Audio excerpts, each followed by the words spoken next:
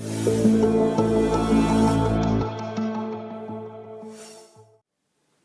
58-year-old Georgia woman is currently being detained by ICE, but here's the thing. Her dad was a U.S. Navy veteran who served in Vietnam. So we're asking the question, is she a citizen? Here to help answer that is Andy Parati. This is Behind the Investigation with Atlanta News First Investigates. Welcome, Andy. Hey. Tell me a little bit about Alma's story. So we heard about Alma's story a few weeks ago from someone that tracks immigration issues, and it became really interesting to us when we heard about her background, who her father was. And it turns out he was in the Vietnam War. He served in the Philippines. While Alma was born in the Philippines, her father served on a naval ship when she was born. They brought her here when she was about 10 years old. She's lived in Macon, Georgia, nearly her entire life. But now she's being held by federal immigration officials.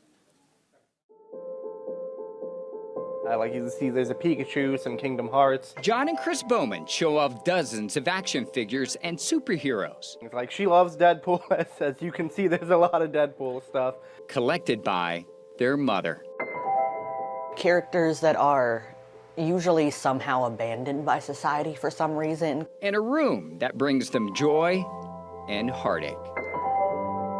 There have been a couple of times where, like, I come in here, it feels kind of like I can't breathe, and I'm like, okay, well, this is hard. A suffocating feeling because their mother is no longer here after U.S. Immigration and Customs Enforcement unexpectedly took Alma Bowman into custody this past March at its Atlanta field office, potentially deporting the 58-year-old to the Philippines.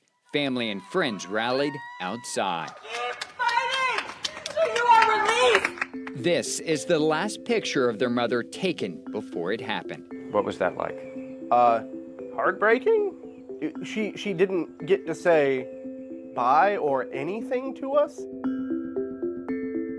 Within hours of taking Alma into custody, immigration officials took her here at this detention facility more than 140 miles away, where she remains today. Records show Alma's current detention is because of a criminal conviction more than 20 years ago after writing bad checks worth $1,200, which she paid back. In response, the federal government revoked her permanent residency. But her family argues her detention is illegal because Alma is a U.S. citizen. While born in the Philippines, military records show her father, Lawrence Bowman, was an American citizen, originally from Illinois. This is the U.S. naval ship he served on during the Vietnam War when Alma was born in 1966. Alma's birth certificate shows he's the father. Her parents moved to the U.S. when Alma was 10. She's lived in Macon, Georgia, nearly 50 years. Does she know anyone in the Philippines? No, no one at all. Would she have any support if she was forced to go? Nope. The rule of law has never seemed to be so meaningless. Samantha Hamilton is an attorney with Asian Americans Advancing Justice representing Alma. Until this past March, she says ICE allowed Alma to live at home and check in about once a year since 2020 while she worked to prove her citizenship. What changed? I mean, the only thing I can think of is the Trump administration wanting to remove people without respect to that person's individual circumstances, or how long they've been in this country, or their ties to this country, or their lack of ties to any other country, or whether they might even be a U.S. citizen. Alma is one of at least 2,600 people held at immigration facilities across Georgia, about half of them with no criminal record. Most detained in private prisons like CoreCivic, which operates the Stewart Detention Center in Lumpkin, Georgia, where Alma is incarcerated. Her attorney blames the government, not the company, for illegally holding her. Here's what CoreCivic's CEO told investors during its earnings call earlier this month. Never in our 42-year company history have we had so much activity and demand for our services. The company announced it earned nearly $500 million so far this year, nearly 50% from ICE and other federal contracts. ICE cites a need for nearly 100,000 beds and the administration's goal of removing 1 million aliens annually. Georgia Congressman Hank Johnson. This is an intentional payout to the private prison industry which supported Trump's reelection. Based on what we shared about Alma's case, do you think she's being held illegally? Yeah, there's no question about it. The fact that one of her parents was an American means that she is an American. I feel like surrounded by the fact that she's not here. Alma told her children if she's deported to sell her collection. It's money they could use. A mother's love from behind bars they cannot accept. It would make me feel like I'm selling part of my mom. I couldn't do it. It matters too much to me, but it would feel like a piece of giving up on her.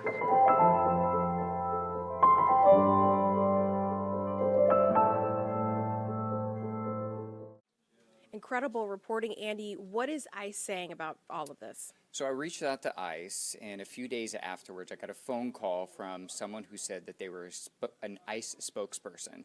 And they said, basically, what would be the focus of your interview? What do you want to know if we agree to an interview? And I said, simply, I just want to know what has changed. She was allowed to check in with ICE in person about once a year.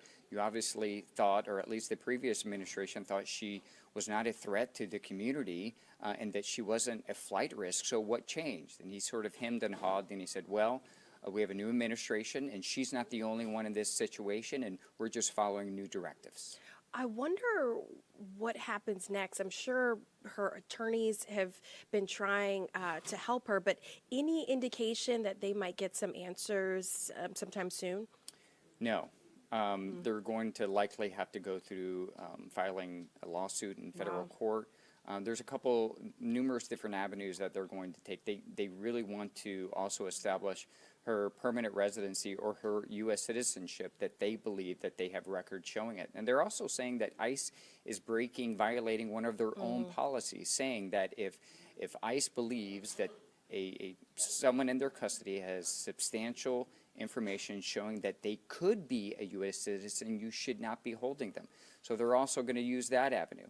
There are so many people in ICE custody in similar situations, and Alma is just one of them. Wow, let's sit with that for a little bit, because you're talking about that legal avenue they could take, but that is not a quick fix. So that means in the meantime, she would just have to be detained? Yeah, immigration court is backlogged. Wow. There are a need of judges just to get things done. The Trump administration has laid off some of those administrative law immigration judges that are needed to get these cases through. So there is the delay, and there are thousands of people just simply waiting to get have their day in court. And as the report shows, there is money to be made by simply just keeping them detained in private facilities. That CEO, just a little bit of background, I had just finished interviewing Alma's children, and they live in Macon, and Stewart County is about 2 hours away. So we were actually driving to the facility where Alma is being detained because we needed video. And I thought, it's May. A lot of companies have their earnings call around this time. Let me see if I can pull up the earnings call. And sure enough, while on the way to the Core Civic facility, I'm hearing the CEO talk about how they've had one of the best times, the best profits and revenues they've had in their 42-year career. So it was kind of just striking to hear a company making money off the backs of people detained. This is so frustrating for that family. We know you'll stay on top of Alma's case. You've been watching and listening to Behind the Investigation with Atlanta News First Investigates. Be sure to watch or listen wherever you get your podcasts.